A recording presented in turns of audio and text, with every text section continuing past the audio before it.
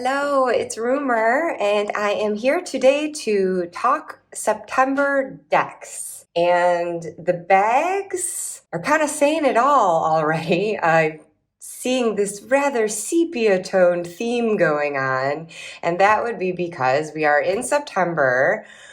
At least where I am, things are still green and summery outside, but we're officially tipping into the autumn season. It's going to be here before we know it, and I am feeling the need to already start celebrating those autumnal feelings, especially since this signals the mad lead up to Halloween, right? Like, I always get overwhelmed because there are certain spooky decks that I always want to be using in October to get fully in the Halloween mood. And meanwhile, I have other decks that just suit the season so well. So I feel like I'm pulling out more decks than usual here to be at the tarot table because I just want to make sure that I get a chance to work with those before, again, shifting into the macabre for October.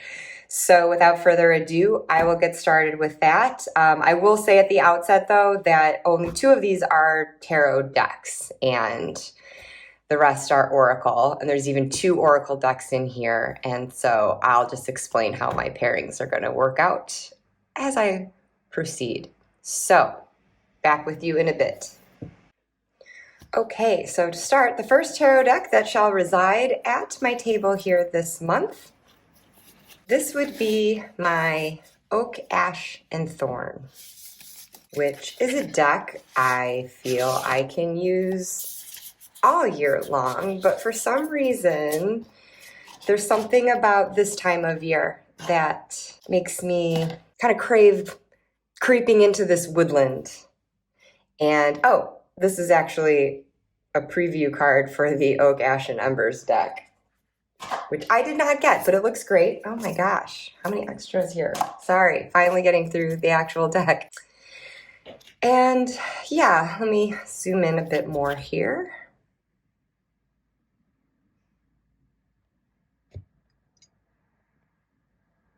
I'm sure many of you have seen this deck before.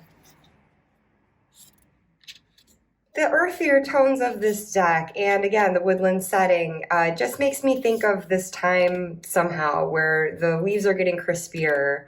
Some of them are already starting to fall around this place, and there's something about autumn that pulls me back to nature. Not that I'm ignoring it during the other seasons of the year, not by any stretch, especially when the plant life is burgeoning in spring and summer. But I don't know, there's just something that's just more I honestly don't know how to explain it, what it is with autumn. Or I mean, it really heightens the senses. Like, you can just tell when the air takes that turn, and you smell that chill in it, and there's just feelings of nostalgia that wash over me. Makes me think of being a kid and going back to school and kicking through leaf piles, if not jumping right into them. And maybe it's also the fact that with the falling leaves, you start to see the animals more. The birds have less places to hide in the trees as the branches go bare, and you can just sense them making their transition from the summer heading into winter and doing what they need to do to prepare for that, getting their food stores ready and buried. The squirrels literally go nuts around our back garden. And it's kind of funny because I always set up a little graveyard back there, and I tend to do it after they've already been digging their holes and burying their nuts. And then I think putting all the headstones in there throws them off. Like, their mental maps are all of a sudden not as reliable for them. But aside from messing with the squirrels, I feel like the crows become a bit more prevalent. I mean, they're always around, but I hear and I see them more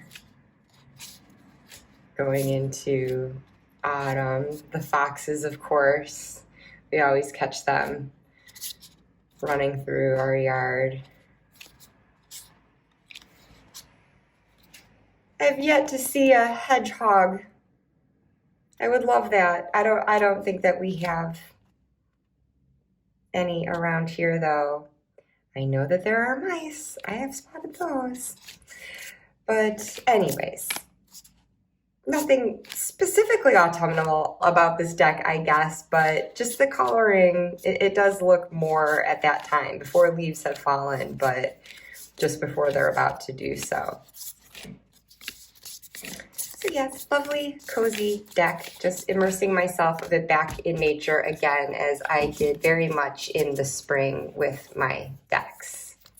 Something about those two seasons in particular, just the transitional nature of them, really tugs at me and makes me want to tiptoe into the grass and dirt and trees with these animals and the fae. I'll bring it out now already. I had this deck at my tarot table already earlier this year. It is one I feel very called to use in the spring, but then the autumn brings me back to it, and that would be Brian Froud's Faeries Oracle. And I've discussed this one before, so I won't go at length now, but just incredible guidebook, reads like a storybook, giving names and identities to all of the fairies featuring in here. And this deck just always feels like a portal to me. I don't know where I stand with the fae. I have said before, it's not an energy that I work with often, but again, those transitional times of spring and fall pull me to it, perhaps because they are times of transition. And it's the time of the liminal where these beings exist. And at any rate, I can't even say outright that oh my God, I don't even want to say it out loud actually, but I don't know if I believe in fairies as actual beings. I will say I have an open mind to them. I'm not saying I don't believe in them either. I don't know, but I like the idea of them, and I do keep an open mind about pretty much anything these days, to be honest. So I feel like it's an energy that I have reverence for. It's an energy that I work with carefully, out of respect, because I would never want to inadvertently tick a fairy off, and I might have already done so by even questioning my belief in them. But I just can't help but pause at this card, because in the spring, this came up for me at a time when just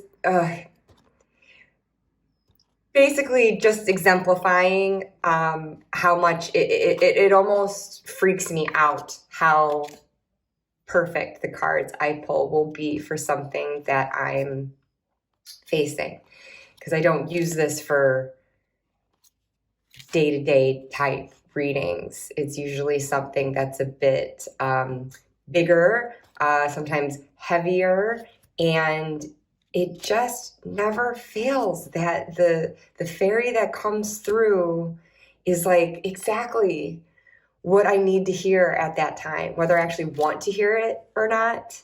It's what I need to hear. And it's just so wildly appropriate to the situation that it's almost unsettling. And that's what gives me very much an open mind. You know, this deck itself is just ink and paper. But I think that the energies that are being captured in this artwork and in the wonderfully imaginative text of the guidebook, it feels like there's something real existing through that. And I accordingly feel like these cards, if you do believe, these are quite the portals to that. And it's just very powerful. And I think that's why it's one I like to use almost sparingly. As much as I would love to work with it more, I hesitate to, because it's just been so deeply meaningful each time I've done it that I worry that if I tried to bring it out more often than I do, then I don't know that it could possibly lose its value. But I just, maybe I'm not ready to take in the power and the energy more frequently than what I do. And I'm not getting into this one. I already told the story in my earlier video, which I'll link in the cards if you want to hear it. Hear me absolutely dork out and expose what a horrible artist I am. Let's just hide that one. Okay. So there we go. Brian Frown's Fairy Oracle. One of two decks that I keep in this bag. I will pull the next one out after I share this next tarot deck. This is another one from my little woodland box of treasures that I shared earlier this summer. This is a tight squeeze in its box, but there we go. The Hush Tarot. So carrying on these sepia tones, I mentioned in my previous video that this is one I actually like pairing very much with the oak, ash, and thorn. And I will show them side by side momentarily. But I feel like this deck, I always like to pair my decks, whichever ones are on my table any given week or month. I like to pair them in terms of light and shadow. And so then the Oak, Ash, and Thorn becomes my light deck, and then this one becomes the shadow, just taking that sweet woodland atmosphere and getting a bit more memento mori with it. You see more of the decay that also inevitably happens in those woods coming through in these cards. You get fae-like beings in it. They don't look like fairies, but there's something not altogether human about the people that appear in here either. And so, you know, it's kind of a mix in however you want to look at it and interpret it. But sometimes with the dimensions of the people, sometimes they appear very small in relation to an animal or a flower. And so it's clear that they're not, you know, a full-sized human. And I mean, just you know, it can be a confronting deck. It can be very unsettling, but again, it just has that liminal feeling that I really feel in autumn. And I know it's not autumn yet as I'm recording this, and even when I eventually post it, but just getting closer to that, it is starting to feel a bit more this way, at least internally, if not in the outer world just yet. This deck challenges me to explore alternative meanings to the cards. It's not your traditional Rider-Waite-Smith. Some of the interpretations I take away from them can still clearly coincide with that. But then other times there's just something more unconventional about the image, and especially with taking it more into that shadow side and just really immersing into this artwork, into this world, and comprehending what it is I'm actually seeing and what feelings it's stirring up in me, and accordingly dredging up interpretations from a more intuitive place rather than traditional meanings. And there is always the guidebook. If ever I do feel a little stuck, not quite sure where a card's artwork is going with that interpretation of that traditional tarot card. But for the most part, I try to just leave it as intuitive as possible. And I said that I would show this side by side with Oak, Ash, and Thorn. So let me do so.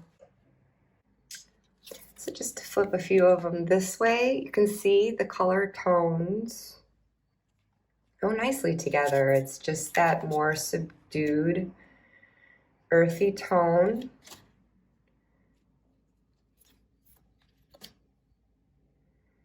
Natural settings, more people, whether human or fae, appearing in this one, where they're absent from here, but you see them interacting with the animals. I mean, we obviously have our crows and or ravens. Sometimes I stutter on the difference between them, but I am aware that there is a difference. But I get the same vibe from both of them, so I usually don't trouble myself a whole lot trying to discern. Celebrating corvids in general. I like how in the Oak, Ash, and Thorn, these animals, sometimes you see them wearing flower crowns and, I don't know, interacting in ways that's not completely realistic. There's something very storybook about them, which brings them into a fanciful place too. So I really like that. And again, it's just the color palette of these two decks together. I really enjoy it. And it just ushers in the autumn and the decay of summer that's impending right now. And as I said before, if I were to use these light and shadow, I typically will just do like a 3-card reading of each, which becomes 6 when you're looking at both elements. And this is nothing new that I've talked about, and it's nothing revolutionary in the tarot world by any stretch. I'm just sharing how I tend to use it in practice. What the 3 cards are in each row, it's going to vary for what my question is, what I'm kind of feeling in that moment, whether I want them to have specific meanings as far as like past, present, future, situation, obstacle, advice, or just looking at it as like a storyboard progression. It's really just in the moment what I decide for that. But generally this is how I'll lay it out, because it's not too overwhelming of an amount of cards to take in and interpret. Both of these have very detailed images, so it's nice to just keep it a bit smaller so I can just appreciate what I'm looking at versus doing like a larger spread. But then this is a nice way of just expanding on just a 3-card reading to just bring in that other layer and just kind of like dig down. I have to say, with the Hush Tarot, for as uncomfortable as some of these images can be, they don't turn my stomach. It doesn't make me want to turn away. I love this artwork. I love the aesthetic of it so much. It just has such a vintage feel, and it's just so beautiful. I don't have the words today to adequately describe it, but it resonates with me, and so I feel comfortable enough sitting in these tall and dying grasses with it and staring down what can be a bit unsettling, but definitely a deck that makes you aware of life and death. You can get very existential with it.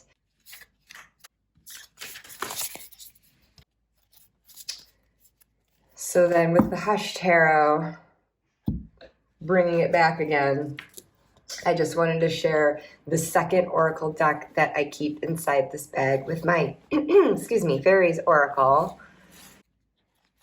is the Magick of You Oracle.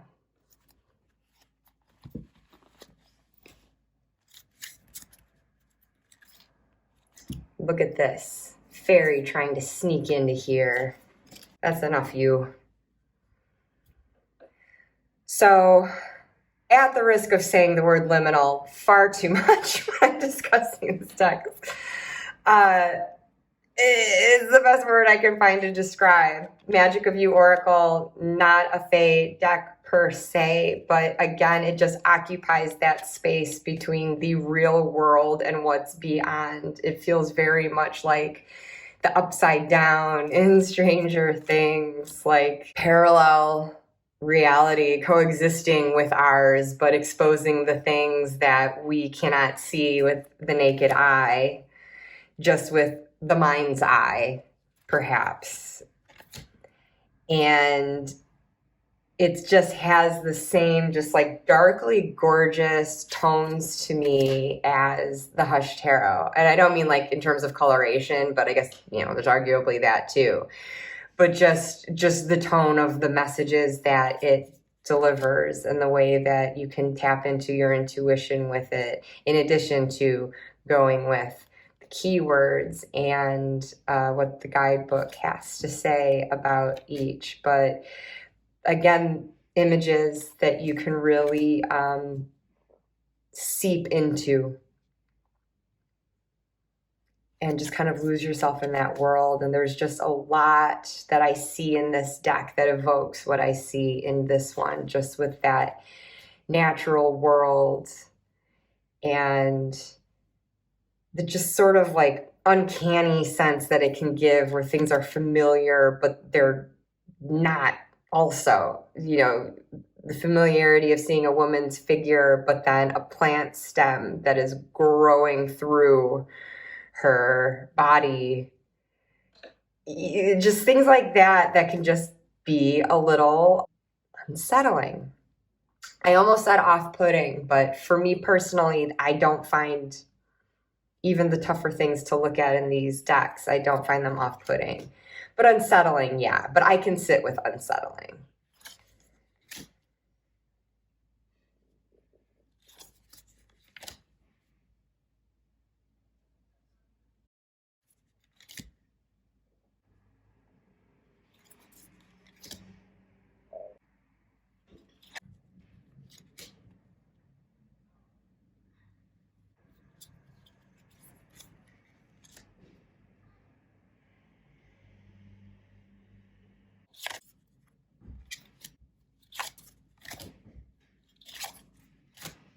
So on and so forth. So yeah, I also have other Oracle decks here that I just like to use at this time because, again, it's just that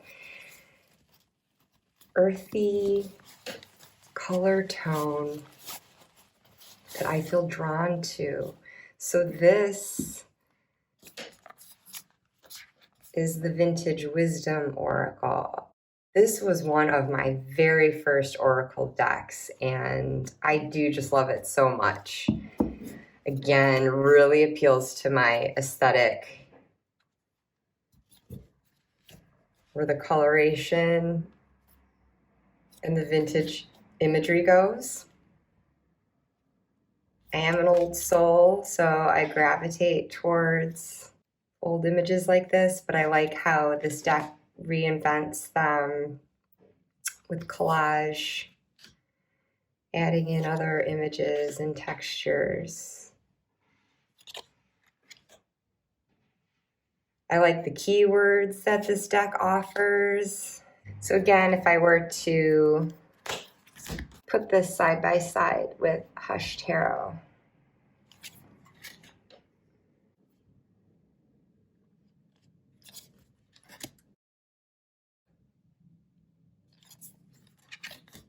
King of Pentacles with protection. That king does do well in a protective role. Seven of Pentacles with thought. You're kind of reevaluating your course of action going forward. The Fool with compassion. Maybe there's something you're just bounding into too rashly, wanting to strike out on your own because you're feeling like you can't deal with something going on with someone else. So maybe instead of striking off like that, just need to understand more where another person is coming from and extend that compassion for them and maybe bring them with you somehow on your journey. I mean, I don't know. There's no question I'm answering. Ooh, the Sun with transition. She looks like she's more in a nighttime setting, and so maybe transitioning from that dark to the light.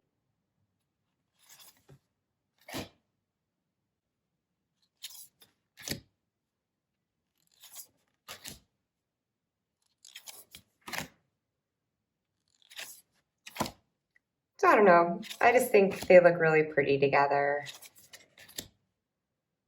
And I can always go to the Vintage Wisdom when I'm looking for a really clear message, where my mind might get a little muddied with this sometimes, especially since the images can really push you out of the boundaries of typical interpretations. And if I'm feeling a little less clear with that,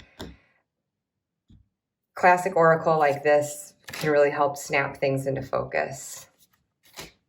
Just bring it into a little context.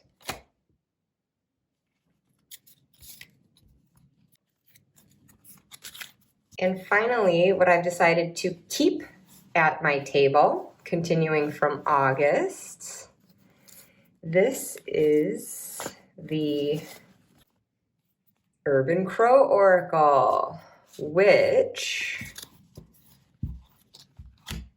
I have since gotten the expansion for, like 20 some extra cards, I think. It's over 70 cards now. It's almost as thick as a standard tarot, and so that gives it even more breadth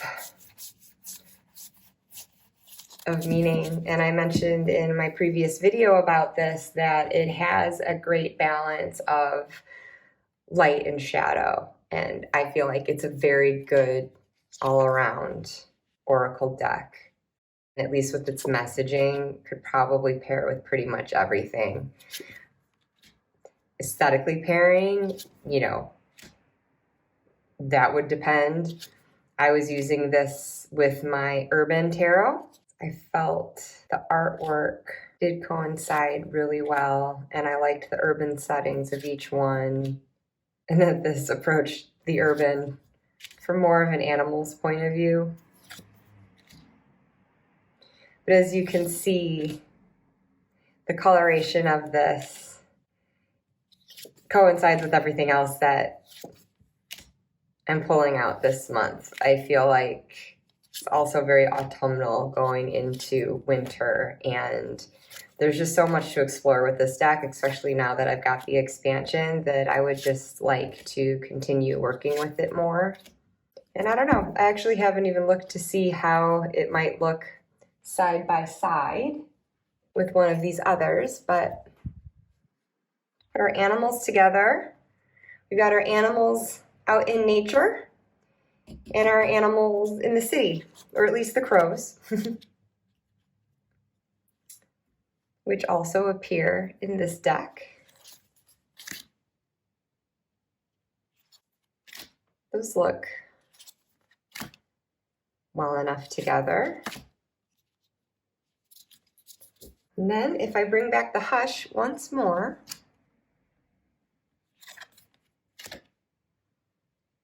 I don't know, you also get crows in this deck too. Obviously not every time. I've yet to see one now.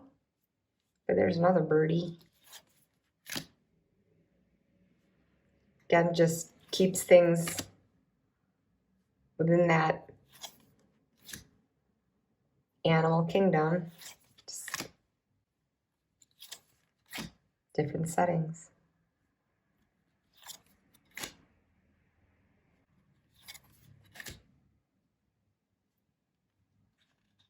I always like this one, Curiosity. I've been leaving back doors open all summer just to get some airflow in since we don't have air conditioning, and I'm just waiting for the day that something's going to find its way in. A crow or a magpie, God forbid, a fox or a squirrel.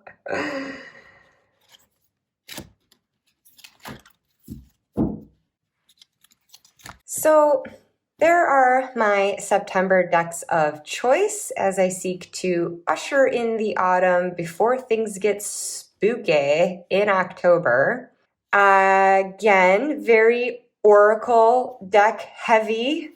Got my 2 tarot decks, but then between these 3 bags, there are 4 Oracle decks. But as I mentioned before, the Faeries Oracle is one that I really do only like to use now and then, and the Magick of You Oracle is also very shadowy, and I'm not necessarily looking to do that sort of reading, and so that's where I feel like Vintage Wisdom and Urban Crow can come into the picture for more of the day-to-day readings, and really which one I would choose would just be following my whimsy and which seems to be matching up well with these decks. So yeah, we'll just see how this goes, and hopefully I'm not being too premature in bringing in the sepia as things are still like sunny and vibrant outside. But like I said, I'm just sort of mentally, emotionally feeling ready for that next season of life ahead. And I am definitely feeling ready for Halloween. I cannot wait. And I know it's almost 2 months away, but there are several fun decks that I like to bring out for that time of year too. So I just feel like I definitely need to front load the autumn decks now so I can enjoy them. I feel like I want to give an honorable mention for this too. Another deck that I can see possibly bringing out at this time is a Pagan Otherworlds. I think the feel of this deck goes so well with autumn also. Just those golden tones, kind of the sparseness of the settings, again reflecting that decay. But I will say, and especially now seeing a snowy card, I find I bring it out most like January, February, because it does give me a wintry feeling as well, even though the landscapes depicted are not necessarily wintry themselves. And I don't know. Yeah, I don't know what it is with winter and this deck. Probably because there aren't too many decks that I have that call me in the winter, that feel wintry to me. So that could be part of it. Whereas I get this overwhelm in September and October because autumn is my favorite time of year, and I accordingly seek out that aesthetic in my decks. But I just think this one would look so beautiful too. And I've paired this before with Vintage Wisdom. They look really beautiful together. So we shall see. All right. That does it for my Pagan Otherworlds honorable mention. And oh my gosh, after I had finished filming and editing all of that, I realized I completely forgot to mention another potential September deck, the Tyldwick Tarot. I've been itching to get back to this one, which I really haven't worked with much since last year, probably last autumn as well. It does seem like a deck that I wouldn't necessarily use for every day. It has a very particular approach with its empty rooms all these spaces that you're invited into to roam around. I can hear the heels of my shoes clacking on the tiles. And otherwise just the deafening silence, other than maybe the breeze and rustle of deadening leaves outside in the garden. This is a deck I very much like to use to explore my own interior space. Not that I'm not doing that to an extent with any deck, but this one you just really feel that pull, that going within, and it sort of gives the space and quiet to hear myself think. And it's just one to look at for a while. But this one also looks very nice with the Vintage Wisdom Oracle. Again, we've got that brown, earthy palette going on. Vintage furnishings and fixtures of this old, almost dilapidated looking property in the Tyldwick, which lends great charm, of course, and also a haunting quality, which further makes it a great deck to bring out in the lead up to Halloween, because it's got to be a haunted house. I'm convinced that it is, and it gives a bit of a spooky feeling. So you might hear more inside there than just your own footsteps and breathing and the wind. Could be some subtle moans, creaking. I am also kicking around pairing this with the Illuminated Earth Oracle, because when I look at how highly texturized the Tyldwick's images are, now this is the second edition, and from what I understand, there might be even less clarity in the images in this one, and a different color tone applied. But it does, and I think in the original version as well, it does challenge you to see what exactly is in the image. These aren't crisp, clear photographic images. It's just sort of like a rough, stony quality to it. And I see the same in the Illuminated Earth. You just get that, again, for lack of a better word, just texture. And it seems like, again, like rough, scratched stone. So I'm curious how these might work together. And for this being of a man-made space using natural materials in this home, and this hearkening to those resources in the raw, it seems like an opportunity to play with the indoors and the outdoors. Yeah, so I just felt remiss if I didn't mention this one, because I can't believe that I forgot about it. I've had it in mind for a long time to bring out for fall, and to do so sooner than I did last year so that I could work with it more. So we'll see how that goes. And thank you for bearing with me. Meanwhile, okay, so Tyldwick. Now, back to our regularly scheduled program. And thank you so much if you have joined me today. I would like to hear from you what decks you're using for this month of September. And perhaps I'm jumping the gun and getting too autumnal with mine. So if you've got something that you feel like better matches this particular month, I'd love to see what aesthetics and voices you're going for. And yeah, until next time, dears, bye.